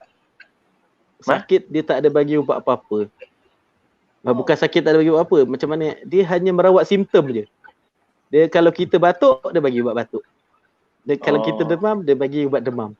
Kalau kita sesama, dia bagi ubat sesama. Dia tak ada, kita tak sakit apa-apa, dia bagi ubat vitamin ke, tak ada. Hospital tak akan bagi. Kita kalau sihat je kat sana, tak ada ubat apa-apa lah. Makan je lah. Makan dia kerjanya. Tapi tawar. Tak ada garam, tak ada gula. Macam Siti Piramli je. Ustaz Fuad minta doa supaya Ustaz Nizwan kongsikan doa yang diamalkan tu. Doa apa? Doa al-mu'ati. Wa idh qala Yusuf ya abati inni ra'aitu ahada asyara kawkaba wasyamsa wal qamara ra'aituhum li sajidin. Itu. Surah Yusuf. Surah Yusuf. Ya, surah Yusuf ayat 4 lah silap saya. Ayat 4. Surah Yusuf ayat 4, satu lagi surah Ali Imran ayat 200. Satu lagi. Ya ayyuhallazi na'amanus biru wasabiru warabitu wattaqullaha la'allakum tuflihun. Akhir surah. Ayat 200. Ya. Ayat akhir. Ya akhir. Saya lalu tu. Lalu depan dia tu tiup. Alhamdulillah lah. Tapi kena keyakinan lah maknanya. Yalah. Tapi kalau kat sana saya selalu buat air sendirilah. Bila saya lepas solat tu, segala ayat yang tentang syifa tu saya bacalah. Wa nunazzilu minal Qur'an ma huwa syifaa'u wa rahmatul lil mu'minin wa la yaziduz zalimina illa khasara. Wa idza maridtu fa huwa yashfin. Selawat syifa tu saya baca dekat air. Hari-hari baca. Lepas tu minum sendiri. Baca, lepas tu minum sendiri. Baca, minum sendiri. Allah Akbar. Baca Itu bomo lah, itu bomo. Allahu Akbar. Banyak pengajaran yang kita dapat ambil malam ni. Subhanallah. Pengalaman live ni. Orang lain tak dapat ni. Terima kasih banyak Ustaz Nizwan. Baik. Terima kasih kembali. Kita nak dengar pula perkongsian daripada mursyid kita ni Ustaz Anwar 2 kali kuarantin di rumah. Allahu Akbar. Ni 2 kali pakai gelang putih. Silakan Ustaz. Bismillahirrahmanirrahim. Assalamualaikum warahmatullahi wabarakatuh. Waalaikumsalam. Tapi pengalaman saya tidaklah sehebat dengan pengalaman Ustaz Rizwan. Tapi sekadar perkongsian saja dah 2 kali. Hari ni saya potong lagi sekali, potong gelang yang kedua. Jadi itu pada akhir Ramadan. Jadi memang dalam sebulan, bulan 5 lah, sebulan Mei ni 2 kali saya kena. Di sebulan Mei ni, pertama Ramadan. Jadi sebelum hari raya tu potong sekali. Jadi kebetulan imam tempat saya pun dia tak sihat. Pada hari raya dengan hari Jumaat selepas hari raya, jadi saya bertugas hari tu pergi ke masjid. Jadi baca khutbah dengan jadi sembahyang Jumaat. Rupa-rupanya kebetulan pada hari tu ada yang positif. Jadi mula hari esoknya 14 hari bulan dah sambung kuarantin lagi. Jadi 2 hari lepas potong yang pertama, lepas 2 hari sambung lagi gelang baru. Hari ni boleh buka gelang yang kedua. Jadi pengalaman berkuarantin, sambung-sambung kuarantin tu memang jadi pengajaran lah. Jadi saya nak cerita keadaannya bukan pada sakit badan apa tidak. Tapi dari segi mental tu memang sangat terkesan lah bila kita 2 kali kuarantin. Jadi kali yang kedua lagi kuarantin dah 10 hari lagi. Jadi bila habis kuarantin tu, dapatlah 2 hari keluar dari rumah, pergi ke bandar tu terasa, ya Allah. Barulah kita rasa macam mana boleh keluar. Boleh keluar dari rumah tu. Lepas hari ni pun keluar pun macam tu juga. Tapi hari ni dah kurang lah sebab pengalaman yang pertama hari tu dah ada. Jadi pengalaman pertama hari tu kita bila dah kena tu dalam grup mursyid pun saya bagi tahu. Jadi bila kita beritahu tu tujuannya adalah doa-doa dari kawan-kawan kita yang Allah perkenankan, mudah-mudahan itu jadi mustajab untuk kita. Amin. Dengan mak ayah pun kita beritahu minta doakan. Ya. Tapi yang kali kedua ni saya tak beritahu siapa-siapa. Sebab saya bimbang bila kali kedua ni kalau dah beritahu orang lain risau pula. Pertama mak ayah. Saya memang tak beritahu. Hari ni baru saya beritahu bila dah potong gelang yang kedua ni. Baru saya beritahu dengan mak saya. Saya potong kali kedua hari ni. Sebab bimbang dia risau. Memang risau sebab kebetulan kat kampung pula. Pak Long saya dengan mak apa nama ni COVID juga. Dengan cucunya pun COVID juga kat hospital. Jadi itu risau. Kebetulan pula malam tadi sepupu mak saya pun meninggal pukul 11.30. Pukul 10 pagi tak dia ke bumi. Ini memang saya tak beritahu siapa-siapa, risau takut merisaukan orang lain. Jadi bila saya nak berkongsi malam ni, bila dah terkena tu baru kita faham. Bila kita dah kena sendiri, kita mengalami, baru kita faham macam ni punya SOP-nya, baru kita faham. Jadi saya malam ni tujuannya bukan nak kongsi pengalaman yang macam Ustaz Nirwan tadi, memang real betul. Cuma saya nak kita rasa fahamlah. Saya nak mengajak masing-masing faham sajalah dengan SOP yang kerajaan letak macam ni. Kadang-kadang kita dengar komen-komen daripada netizen kat luar ni macam-macam. Apalah kerajaan macam ni. Saya rasa jangan kita terjebak samalah dengan komen-komen netizen ni yang tak ada pengalaman macam tu. Bila dah ada pengalaman ni baru kita faham. Macam ni. Rupanya memang dah betul lah. Yang kerajaan buat macam ni dengan penjarakannya, dengan pakai masnya, dengan sanitize. Memang kerajaan buat tu memang dah betul lah. Dah cantik lah sebenarnya. Lepas tu dari segi kaitan dengan kita kata ibadat kerohanian kita. Saya kebetulan 10 akhir Ramadan tu memang tak boleh keluar. Duduk di rumah. Anak pun kita sembahyang Jumaat. Jadi dia duduk di rumah. Barulah kita tahu macam tu. Betapanya dengar azan dia dengar. Tapi tak boleh nak keluar. Dengar azan. Bangun sahur. Dengar orang tahiyat. Ya Allah. Barulah kita rasa macam tu. Barulah kita rasa. Memang. Sementara ada umur ni memang rasa nak pergi sangat. Barulah. Lepas 2 hari dah kena lagi macam tu juga. Dengar lagi orang azan. Rumah tu tak jauh daripada masjid. Dengar orang baca khutbah tu. Jemaat lepas tu dengar. Dengar tapi tak boleh nak keluar. Allah. Barulah kita rasa ketika tu. Betapanya. Jadi saya malam ni perkongsiannya nak ajak kawan-kawan untuk faham lah. Untuk faham kita jangan terjebak dengan komen-komen netizen yang kadang-kadang sehingga kat ulama'-ulama' pun mereka kata macam-macam lah. Ulama' ni tak faham lah begini-begini lah. Jadi itulah sebenarnya. Jadi pengalaman ni dah 2 kali kena kuarantin ni. Aduh, jadi itulah. Jadi saya tak ada apa nak kongsi malam ni. Amalan-amalannya barulah kita bila dah beginilah macam yang Ustaz Nizwan sebut lah, barulah kita teringat balik ayat-ayat doa-doa tu. Kita teringat balik. Sebelum ni kita pun buat tak kisah je. Sebelum ni kita dengar ustaz-ustaz ceramah gini, ayat ni bila dah begini baru kita faham, baru kita rasa ada ayat ni, ada ayat sifat ni, ada doa tu. Barulah kita nak cari balik ayat-ayat tu. Macam yang Ustaz Nizwan buat lah. Duduk kat sejadah pun rasa sujud pun rasa macam lama sikit. Biasa sujudnya sekejap je. Bila dah begini baru kan sujud tu macam nak lama. Doa pun rasa macam nak berhenti tak, berhenti tak doa tu. Macam nak minta lagi dengan Tuhan. Baru terasa. Kalau tak menghadapi tak terasa tu. Jadi jadi itulah. Dengan kawan-kawan semua saya rasa dah kita patuh sajalah dengan dengan yang SOP kerajaan buat ni. Dan kat taman saya hari ni dah 10 orang. Malam ni ada lagi yang dipanggil ke hospital. 10 orang di taman saya malam ni.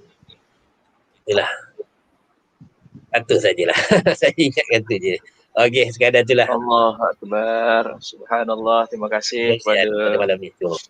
Ustaz Anwar di atas perkongsian yang hanya orang yang mengalami mengetahuinya. Sebab itulah kita ambil iktibar pada malam ini. Orang yang cerita tu macam-macam kadang-kadang. Tapi cerita daripada orang yang mengalaminya, itulah cerita yang real. Sebab kadang-kadang ada yang menyalahkan orang ini, menyalahkan itu dan sebagainya sebab belum rasa. Kita bukan minta doa orang yang komen macam-macam tu, biarlah dia kena. Kita tak doa macam tu. Cuma kita nak supaya apa yang telah diputuskan oleh pihak kerajaan berdasarkan panduan daripada para ulama', bukan saja-saja nak bagi tu, nak sekat ini dan sebagainya, dengan panduan daripada para ulama', para mufti, berbincang, bermusyawarah dan sebagainya, bermuzakarah, baru dapat keputusan. Maka kita patuhlah SOP yang telah ditetapkan. Sebab apa yang mereka buat itu tidak lain tidak bukan untuk kesejahteraan kita bersama, insya-Allah. Akhir sekali saya nak tutup, mungkin nak tutuplah perbincangan kita pada malam ini dengan apa yang disebutkan oleh Allah Subhanahu Wa Taala dalam surah At-Taghabun, ayat yang ke-11. Surah At-Taghabun ayat yang ke-11. Allah Subhanahu Wa Taala sebut dengan jelas berkenaan dengan musibah ataupun ujian yang Allah Subhanahu Wa Taala berikan kepada kita. Kata Allah Subhanahu Wa Taala, a'udzu billahi minasyaitonir rajim. Bismillahirrahmanirrahim. Ma asaba min musibatin illa biiznillah. وَمَنْ يُؤْمِنْ بِاللَّهِ يَهْدِ قَلْبَهُ وَاللَّهُ بِكُلِّ شَيْءٍ عَلِيمٌ. Sadaqallahul azim. Dalam ayat ini Allah jelaskan ma asaba min musibatin illa biiznillah. Tidak ada kesusahan atau bala bencana atau musibah yang menimpa seseorang, sesiapa sahaja, illa biiznillah, kata Allah, kecuali dengan izin Allah. Allah jadikan seseorang tu kena penyakit, diuji dan sebagainya dengan izin Allah. Pernah saya sebut dulu, senarai nama orang yang positif di Malaysia ni semua dah ada dah. Termasuk Ustaz Nizwan. Saya tak tahulah dalam senarai itu ada ke tidak. Wallahualam. Oh, kalau ada orang kata kalau dah ada Ustaz, tak apalah, kita relax je lah. Relax apanya, kita tak tahu ada tak nama kita dalam senarai tu. Kalau ada tak boleh nak buat relax. Alah Ustaz, kalau kita jaga SOP pun dah kalau nama ada, kena juga. Sebab tu kita kena berjaga-jaga. Apa yang berlaku ni semua dengan izin Allah. Kalau Allah tak izin, tak jadi. Allahu Akbar. Dan Allah Subhanahu Wa Taala jelaskan dalam ayat ini, wa man yu'min billah yahdi qalbah. Ini mahal. Ini sangat mahal. Bila dalam keadaan Allah sebut musibah ujian ini dari Allah dengan izin Allah, Allah sebut pujuk hati kita, wa man yu'min billah. Sesiapa yang beriman dengan Allah Subhanahu Wa Taala, beriman kepada Allah Subhanahu Wa Taala, yahdi qalbah. Allah akan memimpin hatinya untuk apa?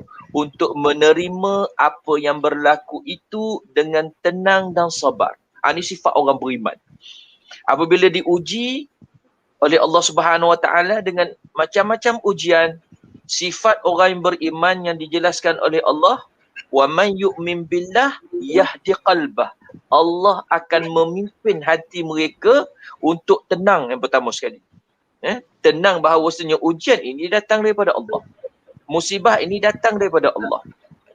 Dan Allah nak supaya kita sabar dengan apa yang Allah Subhanahu Wa Taala tetapkan untuk kita. Dan kata Allah Subhanahu Wa Taala, ingatlah, wallahu bikulli syai'in alim. Allah Maha mengetahui akan tiap-tiap sesuatu. Maka kita ambil pengajaran dah daripada perbincangan kita pada malam ini. Apa sahaja ujian yang menimpa kepada kita, kita kena kembali kepada Allah Subhanahu Wa Taala. Kembali rujuk kepada Allah Subhanahu Wa Taala. Ada orang kata, Ustaz, kita dah melalui bulan Ramadan. Kita dah berdoa di 10 akhir Ramadan. Mungkin salah satu malamnya adalah malam Lailatul Qadar. Kenapa? Kenapa belum lagi diangkat wabak ini? Kenapa belum lagi dikurangkan kes ini? Saya teringat apa yang disebutkan oleh Ustaz Kamal dalam kuliahnya dalam Facebook. Dia kata apa? Kita minta Allah angkat wabak ini. Allah minta corona stay dulu. Allahu Akbar. Dia sebut macam tu, kejut dekat saya. Allah minta, hey corona, kau stay dulu. Sebab apa? Antara lain, Allah dah menetapkan qadarnya. Bila Allah Subhanahu Wa Taala buat sesuatu, Allah dah tetapkan qadarnya. Kita tak tahu qadar tu. Allah nak turunkan hujan, Allah dah tetapkan. Hujan kat keluar turun, qadarnya banyak mana. Ya, corona ni, Allah dah tetapkan qadarnya. Sampai qadar yang telah Allah tetapkan, dia akan berlalu begitu saja. Dia akan pergi dengan arahan Allah Subhanahu Wa Taala. Yang kedua, Allah dah tetapkan terangkatnya virus ini kembali kepada Allah Subhanahu Wa Taalanya virus ini dengan qadar doa. Dengan qadar doa. Contohlah, Allah dah tetapkan sepanjang tempoh corona ni, tak tahulah setahun ke 2 tahun, berapa jumlah doa yang akhirnya terangkat virus ini. 1 juta, 100 juta, 1 trilion. Selagi mana tak cukup bilangan qadar yang Allah tetapkan, benda ni tak akan berakhir. Sebab itulah kita panjatkan doa. Kita panjatkan doa. Moga-moga doa-doa kita, bilangan doa itu mencukupkan qadar yang Allah telah tetapkan. Kalau saya salah, tolong Ustaz Anwar dan Ustaz Nizwan tolong betulkanlah. Sebab kita kembali kepada sirah bagaimana permohonan daripada Nabi Musa bersama dengan umatnya.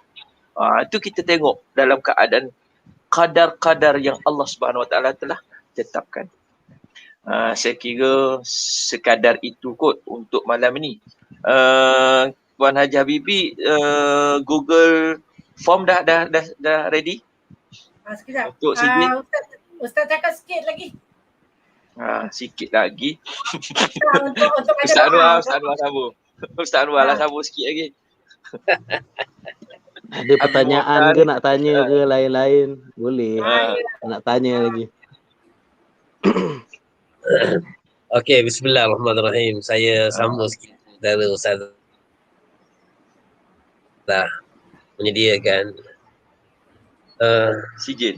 dalam satu hadis Nabi sallallahu alaihi wasallam, Sallallahu Nabi alaihi sebut, wasallam. aku melihat kepada hamba-Ku, ini hadis kursi. Kata Allah, aku melihat kepada hamba-Ku yang selalu menadah tangan memohon diampunkan dosa. Tapi aku melihat tak ada sebab apa untuk aku nak ampunkan dosa-dosanya. Aku tengok semayangnya pun macam tu juga, ngaji Quran pun macam tu juga. Tapi selalu menadah tangan memohon untuk aku ampunkan dosa. Maka kata Allah Subhanahu Wa Taala kepada baginda Nabi sallallahu alaihi wasallam, aku uji hamba-hamba-Ku tadi pada badannya, fi nafsihi wa malihi wa ahlihi. Kata Allah, aku uji hamba-hamba-Ku tadi yang selalu memohon untuk aku ampunkan dosanya. Aku uji pada dirinya, pada keluarganya, pada hartanya. Kata Allah, ujian itu sebenarnya datang dari siapa? Memang daripada Allah. Tetapi kerana permintaan kita yang minta Allah ampunkan dosa, tapi kita tak ada apa usaha untuk Allah ampunkan dosa. Maka kata Allah, aku nak perkenankan doa hamba-Ku ni. Aku nak perkenankan doa hamba-Ku yang selalu minta diampunkan dosa.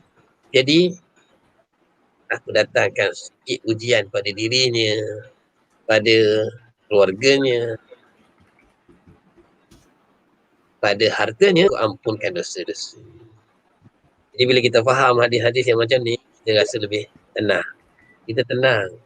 Sebab ini seperti yang Ustaz Fadil sebut, ini memang aturan, memang Allah dah susun daripada Allah Subhanahu Wa Taala. Yang kedua tadi ada komen tadi, berbaik sangkalah dengan Allah. Kadang-kadang kita pun macam tu juga, bila nak berdoa kadang kita rasa, ya Allah malu aku, ya Allah aku nak minta lebih-lebih, siapalah aku ni. Siapalah aku ni nak minta lebih-lebih sangat. Nah, kita pun ngaji pun tak tambah-tambah juga, tapi mintanya lebih-lebih sangat. Tapi itulah, Allah kan maha pengampun, Allah maha kaya. Yang Ustaz Fadil sebut tadi, Allah nak dengar doa hamba-Nya, Allah nak dengar kita kembali pada Dia, kita semakin dekat pada Dia. Mungkin itulah ujian daripada Allah Subhanahu Wa Taala. Dan sesuatu ni kita kadang jangan salah faham.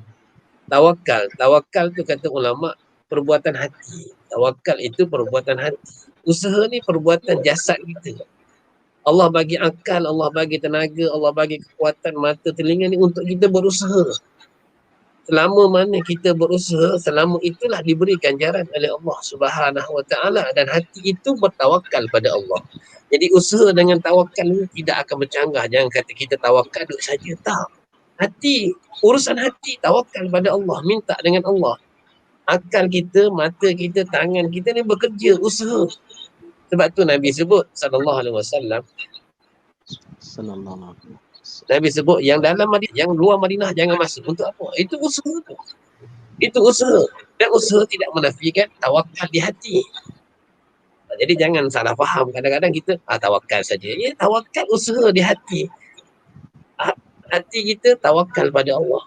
Tapi tangan, mata kita, akal kita semua berusaha. Buat kerja. Dan usaha itu tidak menafikan tawakal. Selama mana usaha, maka selama itulah diberi ganjaran oleh Allah Subhanahu Wa Taala. Dan doa itu usaha. Doa itu usaha.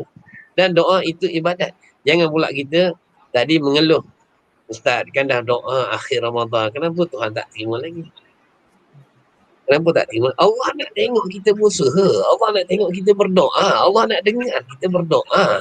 Doa itu ibadat. Sebab tu kalau kita baca bab tawakal ni, setengah ulama dia kata malu. Berdoa pun malu. Sebab apa? Usahanya tak ada. Usahanya tak ada. Tapi minta. Allah kata kau minta saja, buat kerja tak. Mana boleh nak gaji je, kerja tak buat. Kena serentak lah. Kena serentak. Jadi itulah kita yang buat SOP ni pun daripada pandangan ulama. Bila kita ikut SOP, sebenarnya kita menghormati pandangan ulama. Kita menghormati pandangan ulama. Yang ada sekarang ni mufti-mufti kita ni ulama-ulama semua. Orang bijak pandai. Kita ikut, maknanya kita juga menghormati pandangan-pandangan mufti ulama-ulama ni. Jadi mudah-mudahan kita semua ni dibantu oleh Allah Subhanahu Wa Taala, insya-Allah. Mungkin Ustaz Ridwan boleh sambah lagi, insya-Allah. Ustaz Fadil, boleh Ya, tolong saya. cek? Nah, Boleh Tolong tolong cek. cek? Ha. Okey, tak apa. Saya cek. Ustaz Rizwan baca dulu.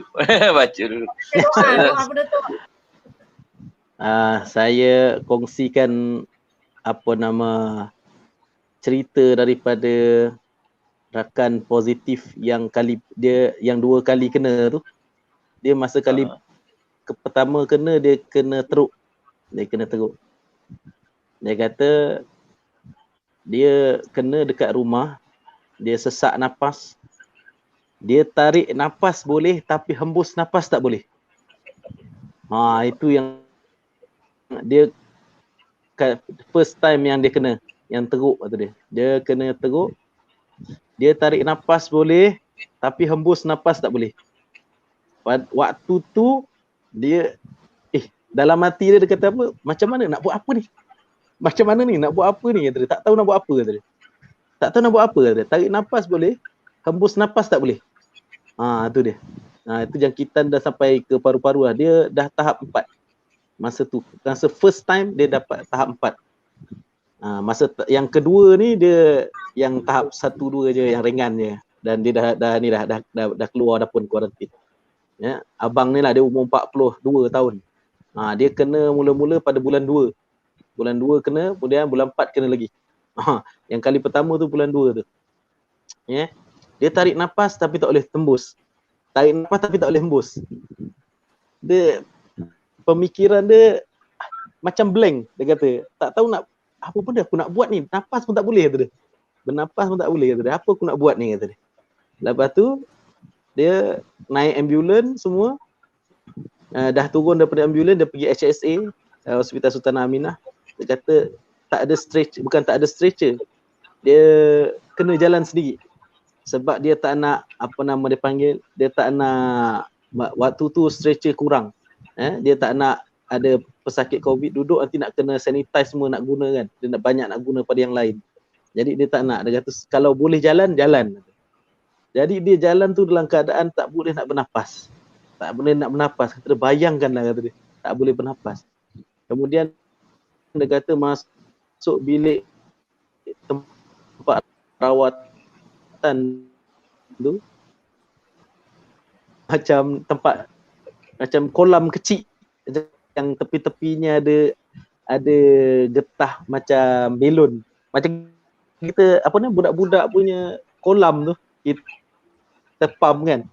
Dia macam tu. Tapi kempes. Masa dia datang tu kempes, dia baring atas tu, kata dia. Dia baring, kemudian bila dah baring tu dia pasangkan pembantu pernafasan tu, oksigen tu. Kemudian dia kembungkan dia punya gas-gas yang kat tepi tu. Kemudian bila dia dah kembung, badan dia dah rapat sikit, dia kata barulah boleh bernafas balik, kata dia. Tapi waktu baru baring tu, kata dia, masuk dekat dalam kokpit tu, dia kata rasa memang dia dah tak ada fikir lain, dia kata. Fikir mati je. Tak ada fikir lain dah, kata dia. Itu dia punya pengalaman lah, kata dia. Tapi alhamdulillah, kata dia, lepas diberi bantuan, dia bagi buat tu, alhamdulillah beransur baik, kata dia. Itulah pengalaman dia. Jadi kita nak bagi tahu, maknanya bukan macam orang kata kan, janganlah bertawakal aja. Kita kena ada usaha lah. Umpamanya macam kita lah.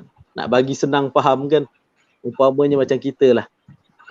Kalau kita ni tak nak berusaha, saya biasanya kalau orang tanya-tanya macam itu, saya cakap, apa Ustaz, kita dah doa banyak-banyak, serah je lah pada Allah. Saya cakap dengan dia apa? Saya cakap, pakcik balik rumah pintu jangan kunci. Biarkan, tawakal je. Pintu rumah jangan kunci, kereta jangan kunci. Biar tinggal je, terbuka gitu. InsyaAllah Allah jaga. Perli macam itu je, supaya orang mudah faham kan. Balik rumah, pintu jangan kunci, tidur. Kereta semua jangan kunci, biar je. InsyaAllah kita tawakal, doa Allah akan jaga. Kemudian kalau rumah kena rompak, rumah dah kena rompak, jangan telefon polis, tak payah telefon polis, kita tak apalah. Allah dah takdirkan. Allah dah takdirkan. Tak apalah. Kita serah saja kepada Allah. Buatlah macam tu. Anak kena rogol ke apa? Tak apalah. Kita serah aja kepada Allah. Tak payah telefon polis. Redha. Tak payah. Redha. Saya cakap macam gitu je. Sakit hati betul saya kalau orang tanya. Usahalah. Kita dah doa juga. Usaha jaga SOP. Saya cakap gitu. Itu dia. Kemudian saya lepas balik daripada positif tu, saya balik, kadang saya jadi imam di masjid, saya akan bawa sanitizer barang tu, apa penyembur sanitizer tu. Harga RM13 je lebih kurang. Jadi lepas saya jadi imam, saya akan sembuh mikrofon. Saya sembuh, sebelum saya jadi imam, saya sembuh mikrofon, saya sembuh sejadah, saya sembuh. Tuan-tuan, memang kita yang takut. Kita itu sebagai satu usaha, kita yang takut kita ambil daripada orang lain kan. Sebab kita dah balik tu, kita dah tak akan menjangkit pada orang, tapi orang boleh jangkitkan pada kita. Jadi saya sembuh. Kadang-kadang tak bawa, terlupa bawa hand sanitizer tu, saya ambil lap kat tangan, saya lap dekat mikrofon. Lap kat mikrofon. Itu apa kata, bila dah kena sekali tu, kita tahulah macam mana kan. Itu dia tuan-tuan. Jadi itulah sedikit perkongsian akhir. Lama sangat dah. Baik, saya serah mula kepada Ustaz Fadil. Baik, terima kasih kepada Ustaz Anwar dan juga Ustaz Nizwan atas perkongsiannya. Untuk makluman semua, link sijil telah dimasukkan dekat ruangan komen. Di link akan ditutup selepas jam 11.30. Masih ada masa lagi. Dan saya dah dapat sijil. Pada 11.30. Pada 11.30. Jadi saya ni dah dapat sijil ni. Dah dapat. Alhamdulillah. Untuk akhirnya, baiklah sama-sama. Terima kasih kepada Cikgu Anwar. Dia ada tu di belakang tabir. Dia line putus-putus. Maka sebelum berakhir perbincangan kita pada malam ini, kita ditarbiyah selama sebulan dalam bulan Ramadan.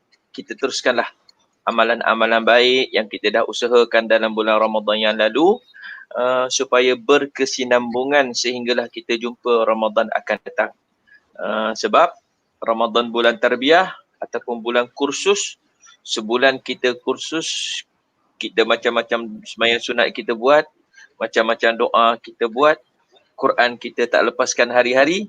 Jadi kita teruskan dalam bulan-bulan yang akan datang, yakni Syawal, puasa 6 jangan lupa, tahniah dan selamat hari raya puasa 6 bagi yang dah selesai.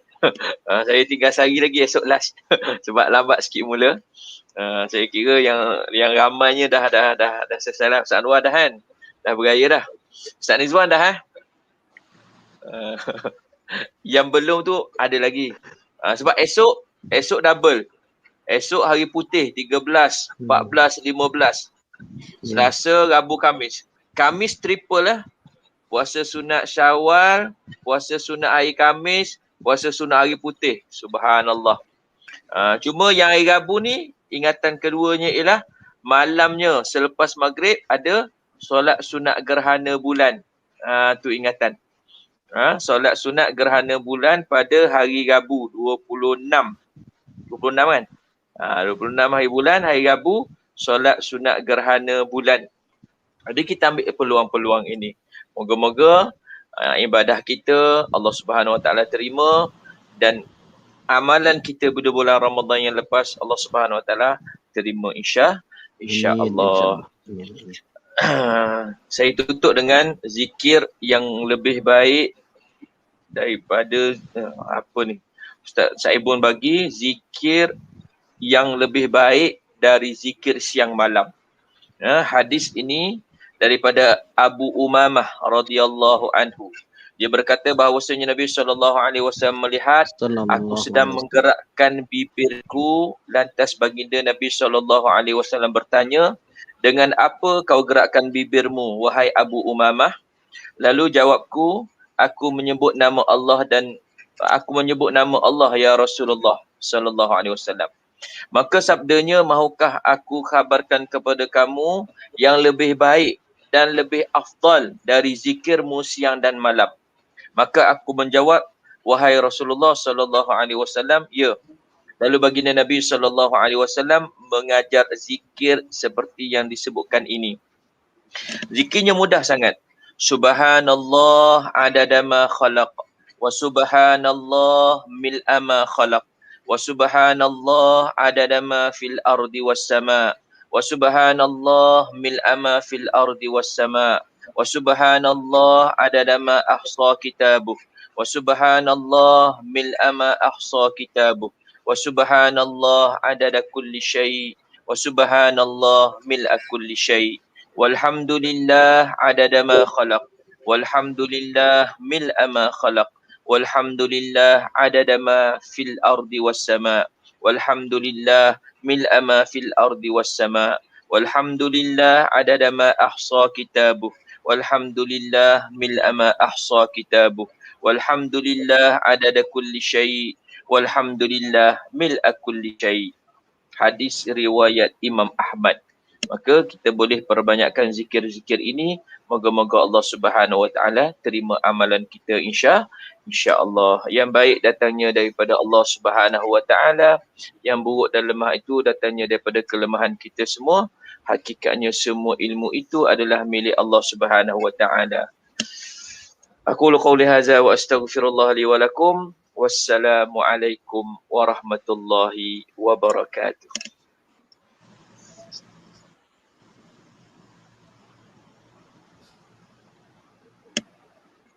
قلبي مشاعر أخفيها قد أشرقت الشمس عليها عن خطط لم أعبأ فيها ستكون بأيامي فرقا فحياتي قبل الحلقات تيه بضياع بشتاتي من دون نعيم الآيات نرتاد لنحفظها الحلقا.